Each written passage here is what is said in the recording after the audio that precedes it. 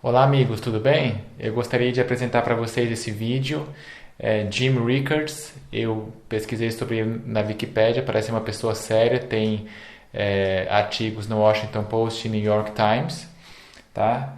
E a Bíblia diz assim, ó: aonde está o vosso tesouro, aí também estará o vosso coração. E a senhora White diz: vejo a necessidade de o povo de Deus se mudar das cidades para o campo e retirar dos lugares, onde possam cultivar a terra e produzir sua própria provisão. E não estamos marcando nenhum momento, isso aqui vai ser em setembro, e sabe? Não, isso aqui é simplesmente um alerta para que vai acontecer em algum momento para instaurar a nova ordem mundial, tá? Faz todo sentido. Então, assim como existem as placas de rua, a gente não fica atentando muito para elas. Oh, que legal! A gente não desce do carro para ver, olha que substância é feita. Não, a gente bate o olho, já sabe, e continua com o foco na verdade presente, entendeu? Então, bom proveito. Since ancient times, the financial elite have been planning, waiting. Dreams of domination, of total control, have been passed down. Their plan has changed hands countless times, but its core goal has remained unchanged, nurtured through generations, from Caesar to Charlemagne, from Napoleon to Roosevelt, and down to the present day, and the first generation with the technology to carry that plan out. When they unleash it on an unsuspecting public, there will be no time to prepare, no time to react. In just 48 hours, the elites will freeze bank and brokerage accounts worldwide. Millions of Americans will lose access to their own money, in some cases, forever. And the elites will have seized unprecedented control over our money and our very lives. But one of their most respected members has decided to break ranks. He has agreed to expose their plan today in full. What he reveals over the next few minutes could save your family from sudden financial ruin. As you're about to see, it could one day save your life. Hello, I'm John Burke for the Daily Reckoning. We are coming to you today from our perch overlooking the White House in our nation's capital. Welcome to this emergency briefing with Jim Rickards, financial threat and asymmetric warfare advisor to the White House, Pentagon, and CIA. Rickards joins us today with an urgent warning, one he hopes all Americans will heed. According to Jim Rickards and members of the U.S. intelligence community, the time to prepare has arrived. Mr. Rickards, welcome to our broadcast. My pleasure, John. Thank you for having me. Now, your team has identified a network of elite operatives, and they have wormed their way into many of the most powerful financial institutions on earth. This list includes the International Monetary Fund, the Bank of International Settlements, the World Bank, the United Nations, and every central bank in the G20, including our own Federal Reserve. When the signal sounds, you predict that this network will pull the plug on the global financial system. Now, that will cause every bank, brokerage, and business to go dark in a massive coordinated attack. Their latest hit list, if you will, includes some 5,967 banks, such as Wells Fargo, Citigroup, and JP Morgan Chase. But they won't stop at the banks. These elite operatives will move to take control of approximately 3,800 asset managers as well. Now, Jim, you expect to see them seize control of BlackRock for nearly $5 trillion, Fidelity for $2 trillion, Vanguard for $3 trillion, and UBS and State Street for a combined $5 trillion or so. And when the freeze comes, citizens nationwide will lose access to their money almost instantly. No cash will be allowed to enter or exit the system without the network's approval. And Donald Trump's presidency will not likely survive the chaos about to ensue. But before we get to the details about this, I want to remind our viewers of your background, Jim. In the 1970s, you helped the White House to craft the petrodollar accord. Your actions helped to save the U.S. dollar and the oil embargo and sidestep war in the Middle East. In 1981, you helped the Reagan administration negotiate an end to the Iran hostage crisis, saving 53 American lives. In the 1990s, you helped the Fed wind down long-term capital management, averting a collapse of the global financial system. After 9/11, the CIA recruited you to assist on a counterterrorism project called Project Prophecy. You created a system to detect terrorist attacks before they happen by decoding complex financial signals. In 2006, Prophecy detected a looming terrorist attack in London. Officials were able to intercept the attackers, saving countless lives. That same year, you began warning our intelligence officials in Washington of a looming financial crisis. In September 2006, the CIA circulated your warning among its senior staff. Your full thesis appeared in the CIA's official journal, Studies in Intelligence. That material remains classified. However, on August 24, 2007, you shared the same warning with officials from the U.S. Treasury Department. You even supplied Treasury with a plan for averting the crisis called Proposal to Obtain and Manage Information in Response to Capital Markets Crisis. Unfortunately, Washington failed to act on your warnings in time. The result was the worst financial crisis since the Great Depression.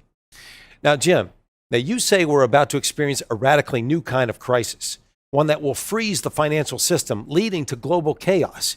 In your new book, The Road to Ruin, you write, the next financial crisis will not be merely a bigger version of the 1998 and 2008 crises. It will be qualitatively different. It will encompass multiple asset classes on a global scale. It will exhibit inflation not seen since the 1970s, insolvency not seen since the 1930s, and exchange shutdowns not seen since 1914. State power will be summoned to contain panic. Capitalism will be discredited once and for all.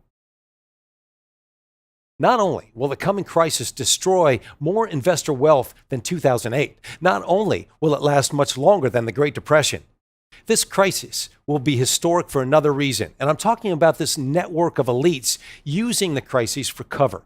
At the appointed hour, they'll launch their attacks, and the financial system will go dark worldwide. Trillions will vanish instantly, and in many cases, permanently. And hundreds of millions of Americans will be cut off from their own money for months or even years. Now, this sounds like the biggest confiscation of wealth in history, there's no doubt. So, Jim, let me ask you, could you please share with our viewers where this threat is coming from and how to prepare? Let's start with some background and context, because I know this must sound hard for some viewers to believe. I was having dinner with a friend not long ago in New York City. We met at a place called Oriole, which is in Midtown. My dinner companion that night was a senior advisor to BlackRock. As you may know, BlackRock is now the largest asset manager on the planet. It directly manages $5 trillion in assets, and it oversees another $11 trillion through its Aladdin platform. That means one firm controls more money than the GDPs of China, Russia, and Japan combined. Anyway, my dinner companion happens to work directly for BlackRock's CEO. As we nursed our white wine and the evening wore on, she let something slip.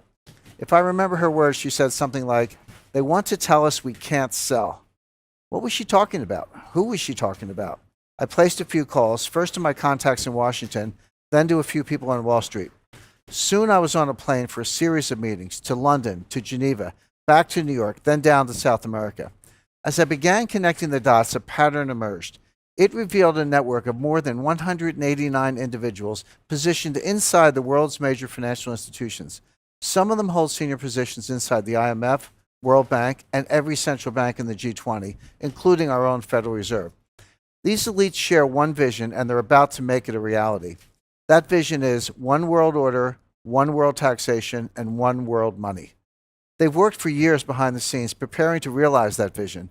They've literally rigged the laws of international finance. Everything is basically in place right now, and there's essentially no way to stop this from happening.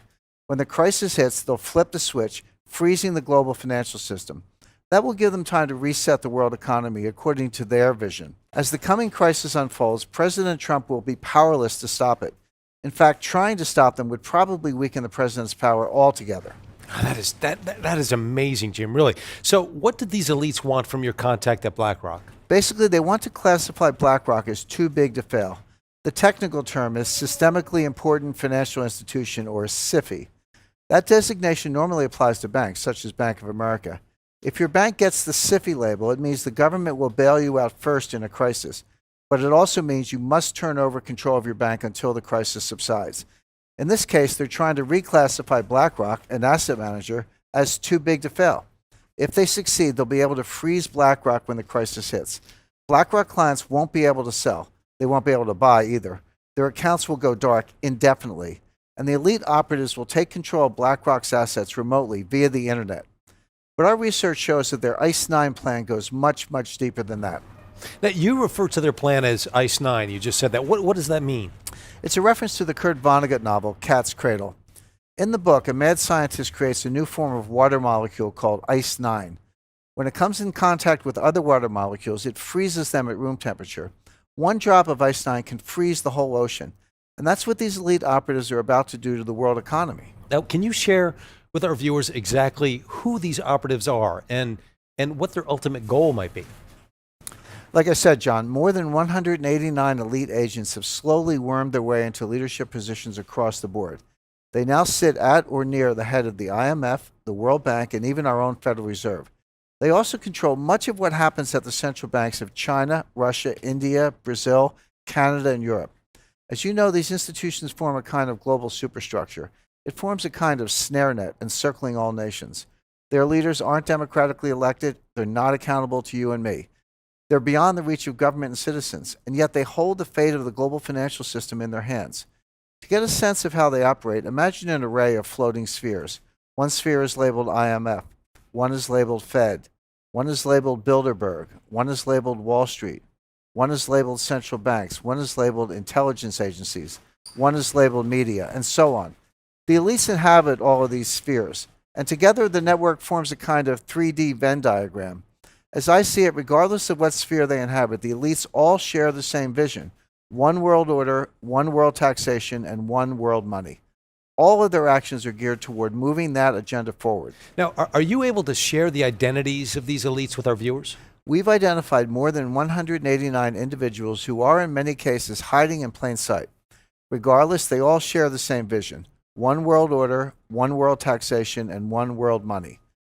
A short list would include Christine Lagarde, Managing Director of the International Monetary Fund, IMF; Mark Carney, Governor of the Bank of England; Raghuramji Rajan, Vice Chairman of the Bank for International Settlements; Haruhiko Kuroda, Governor of the Bank of Japan; William C. Dudley, President of the Federal Reserve Bank of New York; Agustin Carstens, Governor of the Bank of Mexico; Janet Yellen, Chairman of the Board of the Federal Reserve System; Mario Draghi, President of the European Central Bank; Zhu Min, former Deputy Managing Director of the IMF; Zhou Zhouquan, Governor of the People's Bank of China; Robert E. Rubin, Chairman of the Council on Foreign Relations. This A-list of central bankers and other elites is just the tip of the iceberg. Of course, not one of these elites will tell you outright what's going on, but I've seen and heard enough to connect the dots for myself. Not long ago, for example, I met with one of their senior operatives. He's a leading economist who served as the chairman of the Federal Reserve during the last crisis. He's considered one of the most influential minds in banking today. We met privately during a conclave in Seoul, South Korea. Of course, I'm talking about Ben Bernanke. I came away from my meeting with him stunned and convinced that ICE 9 was real. Not long before that, I set up a one-on-one meeting with another member of the network. His name is Zhu Min, the former deputy governor of China's central bank. Until recently, he served as deputy managing director of the International Monetary Fund. Zhu is a brilliant guy, like Bernanke, and he's pleasant and well-meaning. There's no doubt in my mind that he's also a member of the elite network preparing to impose ICE 9 on millions of Americans. But I wasn't done with my research. I have since met with dozens of senior officials, intelligence analysts, and former Wall Street colleagues. My quest led to a final meeting, a face-to-face summit with the head of Bilderberg. We met at Rockefeller Center in Manhattan, and he was very eager to get my take on the euro as a currency. I was happy to provide it, of course, in exchange for some valuable intelligence. As I say in my new book, he did not have horns. In fact, he gave me a nice gift when we parted ways, a blue Swedish vase. I keep it in my writing studio at my home in Connecticut. But my point is, I came away from all three meetings convinced of one thing. When the next crisis hits, the elites are planning to freeze the financial system, and they'll replace it with a new system, one not based on the US dollar. When that happens, we'll wake up to a very strange and disturbing new reality. And for our viewers that are watching today, what might their reality look like that morning? How does this manifest? First, they'll have gone to bed knowing that a massive financial crisis was underway. But when they wake up, they'll find it has worsened and the contagion has spread worldwide. When they go to withdraw money, their ATM will say, closed temporarily. When they go to sell stocks, their account will say, transaction not available. When they go to their local business, that business will only accept cash if it's open. As citizens realize they're being barred from their money, riots will erupt. It's going to get really bad really quickly. How would such a freeze actually work? And wouldn't that be highly illegal? Well, it wouldn't be illegal technically because they've been quietly laying the groundwork for years. They rigged the financial laws, changed the rules of the game to allow this to happen. The stage is set. They have the levers in place. The lights are positioned. Now someone just needs to flick a switch and they'll impose ICE 9 rapidly. And again, all of this will be legal because they rigged the system in their favor. Here in the U.S., for example, Congress pushed through something called the International Emergency Economic Powers Act, or IEPA. This allows the government to freeze accounts, assets, even whole institutions at will. The only condition is that there's some threat to national security with a foreign connection. Of course, with a global market, every financial crisis has a foreign connection. Any systemic crisis fits the bill. And the thing is, when the next crisis hits, it's going to be so bad, President Trump won't have any choice but to go along with the elite's plan. Wow. That is, you have to admit, that sounds somewhat hard to believe. Now, how could these operatives actually freeze a whole country's financial system? Well, fortunately, we have some recent real-life examples to study. The elites have been conducting a series of dry runs for years, leading up to ICE 9. Look at Cyprus, for example. A few years ago, the Cypriot economy was in trouble, especially the banks. The IMF stepped in and loaned Cyprus $10 billion, but the loan came with strings. Now pay attention because this is precisely what they're going to do, but imagine it on a global scale. So in exchange for the capital injection, the IMF demanded control over the Cypriot banking system. More specifically, the IMF froze the entire system, literally every bank in the country. And they did that to ensure the IMF's demands were met, including strict capital controls. So how did all this impact regular citizens? Their local ATMs went dark. Even the bank branches closed, permanently in some cases. Citizens could not withdraw cash. They couldn't even transfer funds from one account to the other. What came next? Wealth extraction on a grand scale. The IMF basically stole 6 to 10% of all the cash in the Cypriot bank accounts. How did the elites justify this? They called it a levy, the price regular citizens had to pay for their government's missteps. Keep in mind, these asset confiscations were done at the balance sheet level with the institutions themselves. They never had to confiscate individual accounts. They froze every account by controlling a handful of the country's biggest banks. When the next crisis hits, we're going to see this here in the U.S. and around the world. And it'll be a highly coordinated global attack on the entire system simultaneously. All right, but hold on here. Wasn't Cyprus a fairly isolated example of the globalist elites taking over a nation's banking system? Not even close, John. The same thing has happened in other places. It's happening in Greece right now. As you know, Greece has been navigating a massive debt crisis for years. In 2015, the IMF and their partners moved in to recapitalize Greece's banks. That just means they agreed to pump capital back into the stalled system, like priming a pump. In return, the IMF demanded control of the banks and citizens' individual accounts by default. Suddenly, Greek families weren't allowed to withdraw more than $460 per week. Imagine trying to pay your mortgage, gas, and groceries on less than $500, let alone your medical insurance. Of course, it led to widespread panic, rioting, and worse. And that's exactly what we'll see on a global scale when the next crisis hits. Now, clearly, a national freeze can devastate the citizens big time. So my question is, why would the elites even want to do that? Well, you're right, of course. This has been devastating to Greek citizens. But the short answer is control. To save itself from insolvency, Greece gave up its economic autonomy. The country is, for all intents and purposes, under the control of the European Central Bank and the IMF. Yet this top-down approach still hasn't solved the problem. As one Greek official told Reuters, the banks are in a deep freeze, but the economy is getting weaker. This is a microcosm of what we're about to see in America and around the world. But still, I mean, really, aren't Greece and Cyprus fairly isolated examples? Unfortunately, if you think governments tend to keep their hands off citizens' assets, you're mistaken. Elites have a long history of seizing control of people, institutions, and especially money. In February of 1917, for example, the Russian elite, who believed in a one-world workers' party, closed the stock market. Folks lost every penny. Their portfolios literally vanished overnight. The Russian exchanges remained closed for nearly 70 years. They reopened in January of 1992. In December of 1941, China closed its stock market without warning. It stayed closed for 4 years. The German government closed the stock market from July 1931 to April 1932 during a credit crisis. The list of examples goes on, and it goes back decades. But again, I have to ask you, could such a systematic freeze really happen here in the United States? It already has happened, John, multiple times, just on a smaller scale. In 1914, the Treasury Department shuttered the New York Stock Exchange for 4 months. Citizens couldn't buy or sell. They couldn't cash out. They couldn't do anything.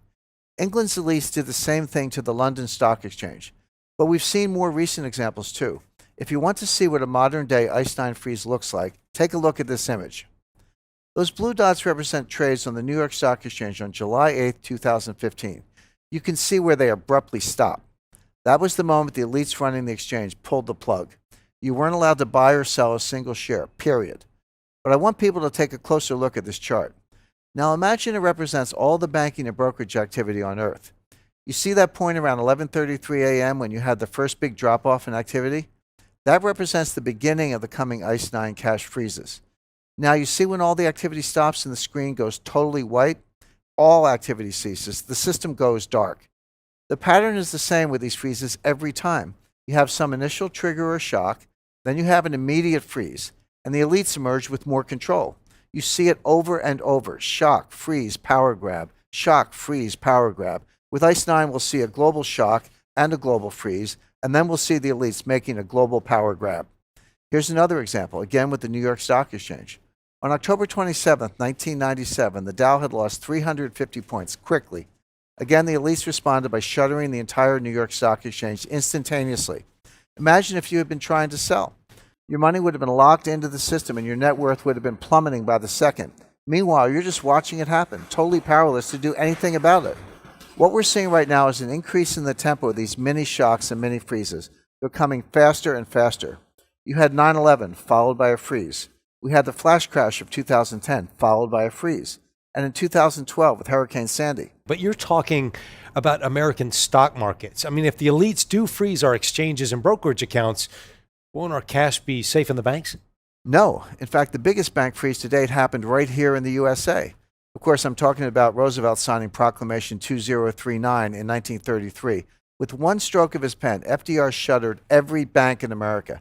A few weeks later, he followed up by freezing the entire gold market. Executive Order 6102 literally outlawed citizens from owning gold. That freeze lasted 41 years until Gerald Ford ended that freeze in 1974. When the coming crisis hits, we'll see this repeated on a larger scale through the IMF, World Bank, and the Fed. Again, there will be nothing the White House can do. They have no direct control over the institutions that will carry this out. Not even the U.S. president can control the Fed. Same with the IMF, the World Bank, the Bank of International Settlements, or the People's Bank of China. When the crisis hits, it will likely be bad enough that Trump would get on board anyway. But it won't be enough to save his presidency. Even if he survives his first term, he won't get a second one. But we really haven't addressed one important factor here. Now, you say the elites will need an excuse to impose Ice-9 on America, and that excuse will come in the form of a massive financial crisis, much worse than 2008. And you say that this crisis could come within the next 6 weeks. Regardless of the actual day it hits, you say the coming crisis is unavoidable. So please explain to our viewers what you mean by that exactly. In the aftermath of the 2008 crisis, the Pentagon recruited me for another special project. Our goal was to create a new system for modeling and predicting systemic financial collapse. I received an invitation to a classified meeting at the Los Alamos National Laboratory in New Mexico. This meeting occurred on April 8, 2009. In attendance were several of our country's leading physicists and national security experts. We met at Los Alamos for an important reason. The lab there houses the most powerful modeling systems on the planet. They're running predictive modeling simulations on everything from weather events to nuclear chain reactions. Los Alamos National Laboratory takes a system-based approach to predictive modeling. Their computers don't look at events in isolation. They look at the whole system, how the events interact with each other. It's a relatively new branch of physics called complexity theory. You can look at the approach in a number of different ways. It's like seeing the forest for the trees. It's like understanding all the dominoes in a chain reaction. Let me give you an example of this approach. Let's say you have 10 dominoes lined up on a table, and you have 2 observers. One observer, Joe, sees all 10 dominoes from the beginning of the experiment. The second observer, Sally, can only see 1 domino, the 7th in the series. Looking at domino number 7, Sally can still make plenty of observations. It appears stable, for example. It also appears just as likely to fall in one direction as the other. She can study it for years, and she can assume it will never fall. On the other hand, Joe sees all 10 dominoes, including number 7. So one day a force comes along and tips domino number 1 into domino number 2. At that moment, Joe can tell you with near 100% certainty that domino 7 is about to fall. Sally, on the other hand, continues along blissfully unaware, yet with total expertise when it comes to domino number 7. She just can't see how it fits into the system of dominoes, and she can't see the inevitable event coming. When domino 7 falls, Sally is caught almost completely unaware. Well, in essence, Sally represents the mainstream economists and media pundits. Joe represents the approach we developed at Los Alamos National Laboratory. And I've since refined that approach into an advanced threat detection system called Los Alamos Multi-Factor Projection, or LAMP, LAMP. LAMP uses advanced computer assisted modeling and systems-based analysis to shine a light on systemic risk. And it can show us for the first time all the dominoes at play in the world financial system. You can look at our economy like a very long series of dominoes. Some run north-south, some run east-west, but they all interconnect at some point. Together, they form a complex system. Our Los Alamos multi-factor model was designed to analyze that system. So what are we seeing from our analysis? In complexity terms, our system has entered into a critical state. The dominoes have begun to fall, and the next crisis is now inevitable. And when that crisis hits, the elites will impose ICE 9, freezing the world financial system. You've shown us how they've rigged the system in their favor. And when the coming crisis hits, they'll simply flip a series of switches, freezing the whole system very rapidly. And your system indicates that the dominoes have already begun to fall. So can you share with us some of what those dominoes might be? The first domino shock hit on October 15th in 2014. Between 9:33 and 9:45 a.m., liquidity pretty much disappeared in the Treasury market, and that's the most liquid market in the world. Inside of about 6 minutes, yields tanked 16 basis points, from 2.02% to 1.86%. Over the next 6 minutes, yields jumped back up to 1.99% before ending the day around 2.14%. The Treasury market is enormous. It moves like a glacier, not an avalanche, but this was an historic anomaly. As JP Morgan CEO Jamie Dimon said, Treasury securities move 40 basis points, statistically 7 to 8 standard deviations, an unprecedented move, an event that is supposed to happen only once in every 3 billion years or so. This was no random event. This was a domino. This was exactly what you'd expect to see when a complex system goes critical. Let's take a look at domino shock number 2 now. For years, investors were loading up on Swiss francs as a safer alternative to the euro. The demand drove the franc higher. This created pressures in the Swiss economy, mainly by driving up the price of Swiss exports. The Swiss tried to control demand by pegging the franc's value to the euro. The idea was to make both currencies equally attractive and keep investors from piling into francs. But once the European Central Bank started talking about quantitative easing, the Swiss got nervous. And on January 15, 2015, the Swiss Central Bank shocked the world and scrapped the franc to euro peg. The Swiss franc, a major currency, mind you, soared 20% in 20 minutes. We've never seen anything quite like it. The real losers were the Swiss stockholders. They took a 10% haircut almost immediately. Even the big safe companies nosedived. Credit Suisse lost 11% in a matter of minutes. The elites took control and triggered a bloodbath. Basically, they made it worse. Are there any more examples of these domino events that we should know about? Between August 10th and August 31st of 2015, the Dow tanked 11%. Here's what actually happened. In August of 2015, the Chinese central bank decided to devalue the yuan. Again, they wanted to keep the currency cheap to drive Chinese exports. So they devalued about 3.2% over 2 days, a huge move for a major currency. What happened next?